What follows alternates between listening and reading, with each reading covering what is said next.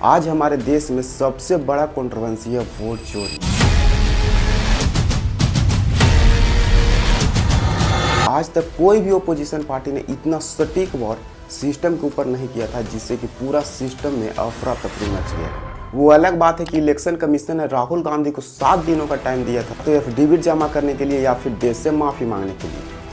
हलफनामा देना होगा या देश से माफी मांगनी होगी, तीसरा विकल्प नहीं है। अगर 7 दिन में हलफनामा नहीं मिला तो इसका अर्थ ये सारे आरोप निराधार हैं। लेकिन अब राहुल गांधी ने ही इलेक्शन कमीशन को 7 दिनों का टाइम दिया है कर्नाटक सीआईडी को सबूत पेश करने के लिए। आपसे कर्नाटक की सीआईडी सबूत मांग रही है। आप कर्नाटक की सीआईडी को यह सबूत 1 सप्ताह के अंदर दे दीजिए। हमारे chief election commissioner Ganesh ji का कहना है कि हम सीसीटीवी फुटेज नहीं दिखा सकते क्योंकि माताओं, बहनों और बहुओं का वीडियो कैसे दिखाएंगे। क्या अपनी माताओं, बहुओं, बेटियों सहित किसी भी मतदाता की सीसीटीवी वीडियो चुनाव आयोग को साझा करनी चाहिए क्या?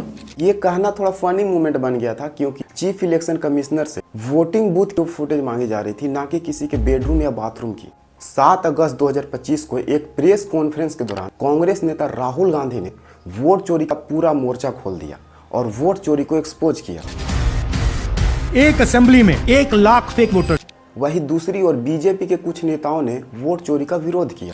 ये लोग चुनाव हार जाते हैं, हार का दोष खुद नहीं लेते बल्कि चुनाव आयोग को टारगेट कर रहे हैं। कुछ दिन बाद 17 अगस्त 2025 को जब इलेक्शन कमीशन ने प्रेस कॉन्फ्रेंस की तो लोगों के मन में एक सवाल उठा कि क्या इलेक्शन कमीशन वोट चोरी पर लग रहे इल्जाम का करारा जवाब देगी। लेकिन इलेक्शन कमीशन गणेश कुमार ने कुछ अजीबोगरीब बात कह डाली जिससे कि वहां एक मीम फेस्ट बन गया। आइए इस मुद्दे को थोड़ा गहराई से जानते हैं। राहुल गांधी ने अपने प्रेस कॉन्फ्रेंस के दौरान कहा कि बेंगलुरु सेंट्रल सीट में 5 तरीके से 1,250 वोटों की चोरी हुई है और ये तस्वीर सोशल मीडिया प्लेटफॉर्म पर जमकर वायरल भी हुआ था। आखिर क्या है ये 5 तरीके? डुप्लीकेट वोटर्स 11,000 से ज़्यादा, फेक एंड इनवैलिड एड्रेस 40,000 से ज़्यादा, एक ही एड्रेस पर बल्क वोटर्स 10,000 से ज़्यादा, इनवैलिड फोटोज 4,000 से ज़्यादा और फॉर्म 6 का मिसयूज 33,000 से ज़्यादा। तो ये टोटल 1 लाख से ज़्यादा का नंबर होता है। तो पहले बात कर लेते हैं डुप्लीकेट वोटर्स की। राहुल गांधी ने कई सारी डुप्लीकेट वोटर्स की एग्जाम्पल पोर्ट किए हैं, जैसा कि गुरप्रीत सिंह डांग जिनके 4 अलग अलग ईपिक नंबर मिले हैं। इसका मतलब कि गुरप्रीत सिंह डांग 4 अलग अलग बूथ पर वोट दे सकते हैं और ये दावा जांच के बाद सही पाया गया। जांच में राहुल गांधी का दावा सही पाया गया। सिर्फ कर्नाटक में ही गुरकीरत सिंह डांग के नाम पर 4 ईपीआईसी नंबर मिले हैं। इलेक्शन कमीशन की वेबसाइट में ही वोटर लिस्ट में गुरकीरत सिंह डांग नाम का शख्स 4 बार नजर आया है। और उन्होंने दूसरा एग्जाम्पल दिया था रितिका श्रीवास्तव का, जो कि महाराष्ट्र में भी रजिस्टर्ड है, लखनऊ में भी रजिस्टर्ड है और कर्नाटका में भी रजिस्टर्ड है। और ये सिर्फ 2 ही नहीं, ऑलमोस्ट 12,000 ऐसे लोग हैं जिनका डुप्लीकेशन इनके लिस्ट में शामिल है। सोचने वाली बात है कि आखिर इतने बड़े नंबर पर ईसीआई गड़बड़ कैसे कर सकती है। दूसरा नंबर पर राहुल गांधी का क्लेम है कि एक ही एड्रेस पर बहुत सारे वोटर्स हैं। किसी के घर में 80 वोटर्स हैं तो किसी के घर में 46 वोटर्स हैं, जो कि इतने लोगों को एक ही घर में रहना संभव नहीं है।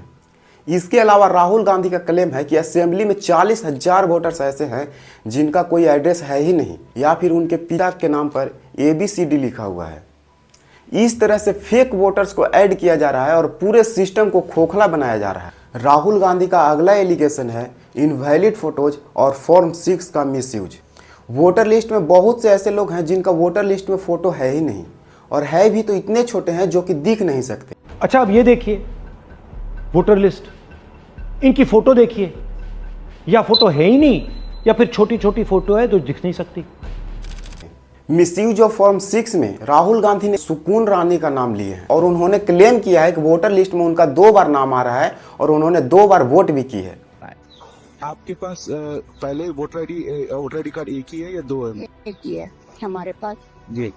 लेकिन राहुल गांधी ने तो कल प्रेस कॉन्फ्रेंस किया था, उन्होंने बताया कि आपके नाम पे 2 वोटर आईडी कार्ड है, दोनों वोट हुआ है। हाँ तो हुए थे, 4 हुए, लेकिन इससे मुझे क्या पता। मैं तो एक ही बार वोट करने गई, अब उनको पता होगा 3-3 4 वोट कैसे पड़ती हैं एक नाम से।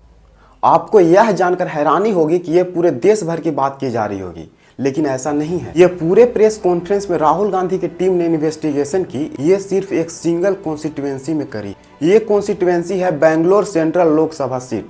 इसके अंदर भी एक सेगमेंट की बात की जा रही है, महादेवपुरा असेंबली सेगमेंट।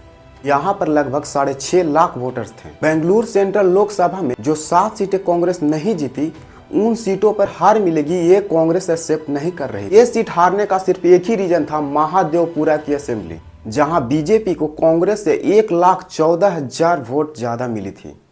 बाकी कांग्रेस ने सभी 6 सेगमेंट में जीत भी दर्ज की थी, लेकिन एक सेगमेंट ने, महादेवपुरा असेंबली सेगमेंट में हार के कारण से 2024 के लोकसभा चुनाव का पूरा रिजल्ट पलट गया। विनिंग मार्जिन था 32,707, जबकि वोट चोरी हुई थी 1,250,000। इसका मतलब यह है कि पूरे डेमोक्रेसी को हाईजैक किया जा चुका है। राहुल गांधी ने यह भी एलिगेशन लगाया कि 2024 के महाराष्ट्र असेंबली इलेक्शन को भी इसी तरह से फ्रॉड किया गया था। पूरे देश भर में लोकसभा के इलेक्शन और महाराष्ट्र में असेंबली का इलेक्शन दोनों कुछ ही महीनों के अंदर हुए थे, लेकिन जितने वोटर्स ने लोकसभा के इलेक्शन में वोट दिए और जितने वोटर्स ने महाराष्ट्र के स्टेट इलेक्शन में वोट दिए, दोनों में बहुत बड़ा डिफरेंस था। अचानक से स्टेट इलेक्शन में 1 करोड़ नए वोटर्स जुड़ गए, जो कि मुमकिन नहीं है। इतने वोटर्स तो 10 साल में भी नहीं जुड़ पाते। कॉन्फ्रेंस की महाराष्ट्र के बाद कि देखिए, इलेक्शन कमीशन से हमने कहा समझाइए ये हुआ कैसे, 1 करोड़ नए वोटर कैसे आए।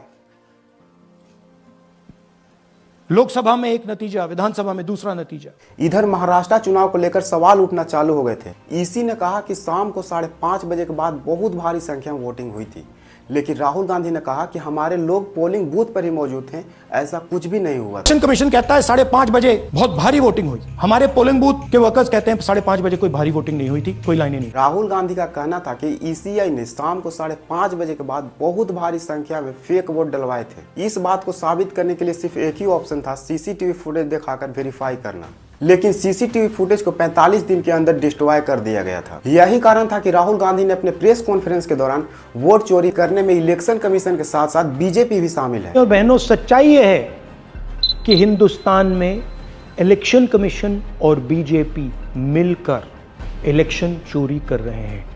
ये पूरा का पूरा सबूत ब्लैक एंड व्हाइट में आज हमने आपको दिया है। इलेक्शन कमीशन खुलकर बिना डरे बीजेपी के साथ मिलकर चोरी कर रहा है। हमारे देश में बहुत से ऐसे लोग हैं जो हमारे पीएम नरेंद्र मोदी को अपना भगवान समझ लिए हैं। ऐसे लोगों से तो अच्छे विचार की उम्मीद नहीं की जा सकती है, लेकिन हमारे इलेक्शन कमीशन गणेश कुमार अभी भी पूरे देश को मैनिपुलेट करने की कोशिश कर रहे हैं। उन्होंने अपने प्रेस कॉन्फ्रेंस में कहा कि हम सीसीटीवी फुटेज नहीं दिखा सकते, क्योंकि माताओं, बहनों और बहुओं का वीडियो कैसे दिखाएंगे। क्या अपनी माताओं, बहुओं, बेटियों सहित किसी भी मतदाता की सीसीटीवी वीडियो चुनाव आयोग को साझा करनी चाहिए क्या? लोग यहाँ पोलिंग बूथ की फुटेज मांग रहे थे, ना कि किसी के बेडरूम या बाथरूम की।